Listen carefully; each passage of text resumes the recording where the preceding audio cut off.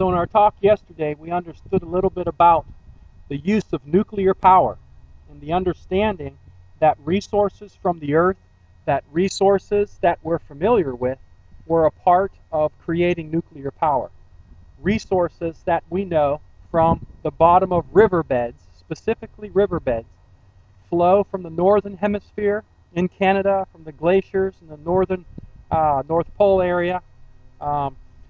They flow through rivers and water aquifers of the earth and bring up nutrients, if you will, soil nutrients, deep, rich nutrients of every mineral known to man. The minerals that we've learned in science, which were magnesium, beryllium, cadmium, selenium, zinc, one of them was uranium. Now, uranium is what is supposedly used for nuclear power to create the most heat capable, to turn a turbine through steam to produce electricity. So in nuclear power plants, the goal is to find one mineral, uranium, to produce this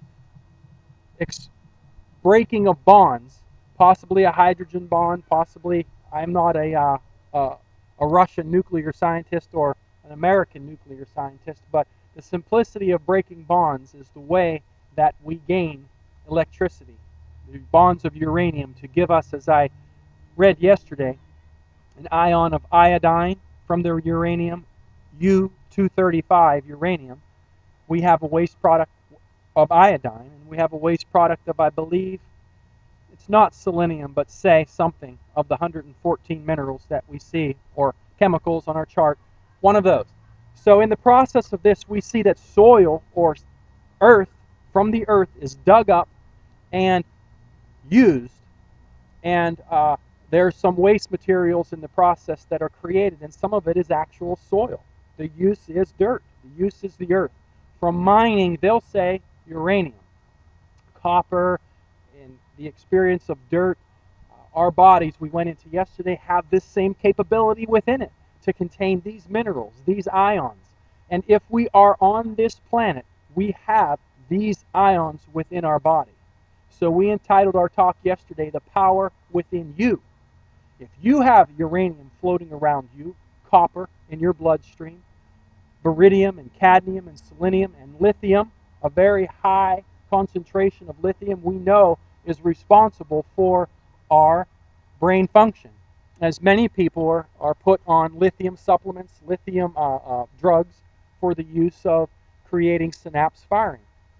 So we look at this capability of electricity today, utilizing bond breaking to provide us resources, quote, for plastics, from drugs, from over-the-counter prescriptions, if you will, to nutrients and medicines. Now, what we looked at yesterday was the body's capability to produce these things when each organ system is healthy and properly functioning.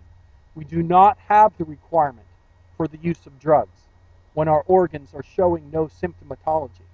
We don't have the necessity for vitamins when our body is producing those vital components.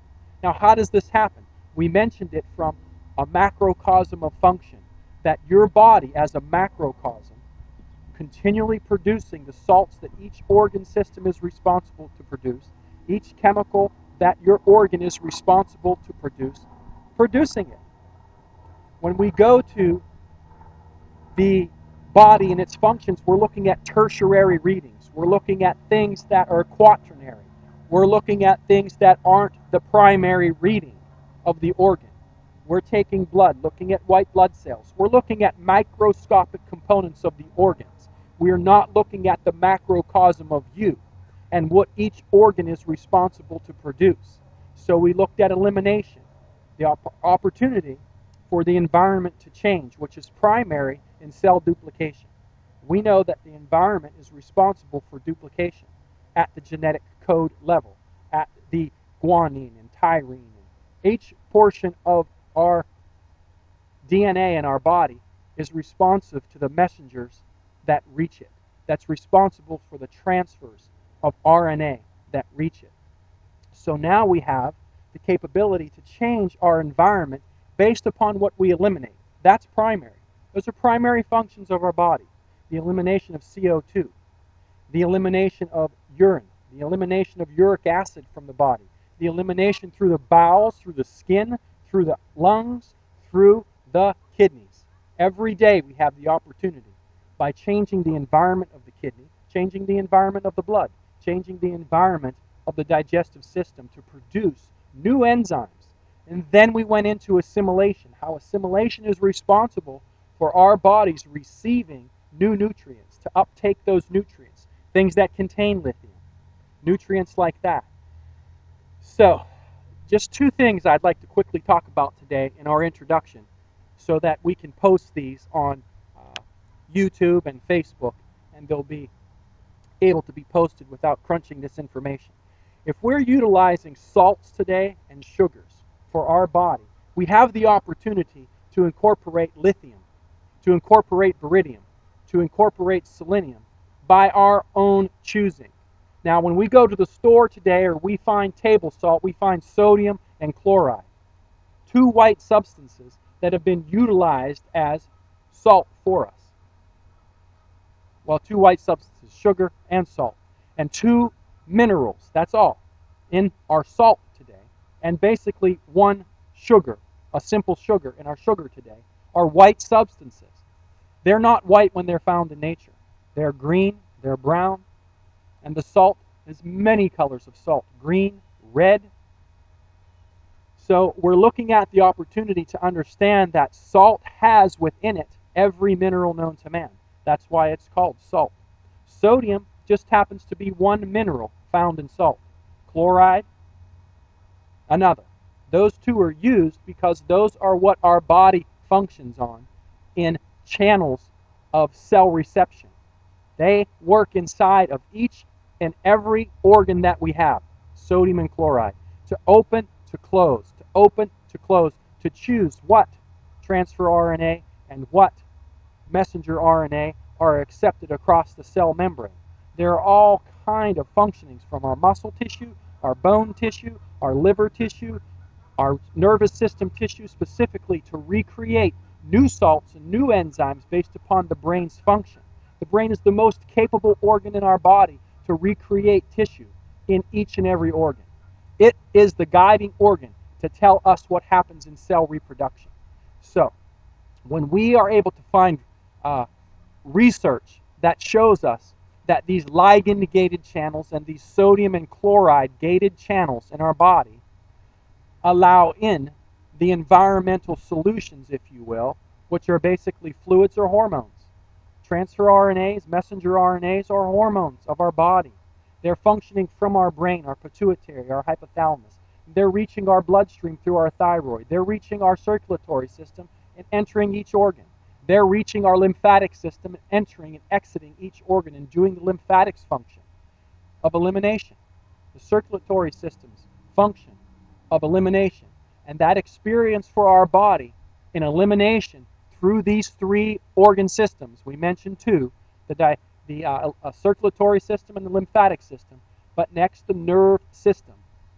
It, along with the circulatory and lymph, enter and exit each organ that we have. And so what is occurring is the opportunity for the brain to guide the circulatory system and the lymph to interrelate to the circulatory and nerve system into and out of each organ that we have. Now that is, of course, if we're 70% water, as we mentioned yesterday, water as the elixir of the earth, and air as the environmental changes in your body, just with water and just with oxygen. And we can go into the therapies of this and their responsibility in how to use water and how to use oxygen, including hyperbaric therapy. That is a known cure for stroke. In the German Medical Association, every single person is mandated to have hyperbaric therapy within the first 48 hours of their stroke. Do we use that in the United States? Why? It's a known cure, no side effect for stroke. When you're in a tank, hyperbaric therapy of oxygen within 48 hours of that stroke. So we're looking at environmental changes through salts that we can intake today, and we're looking at environmental changes in your body through complete sugars. If we negate complete sugars, if we negate, how much time?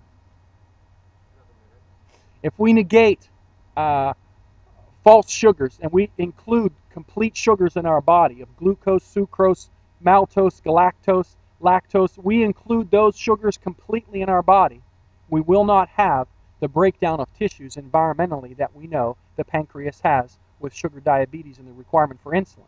And with salt, the same thing. High blood pressure is caused by salt that's imbalanced.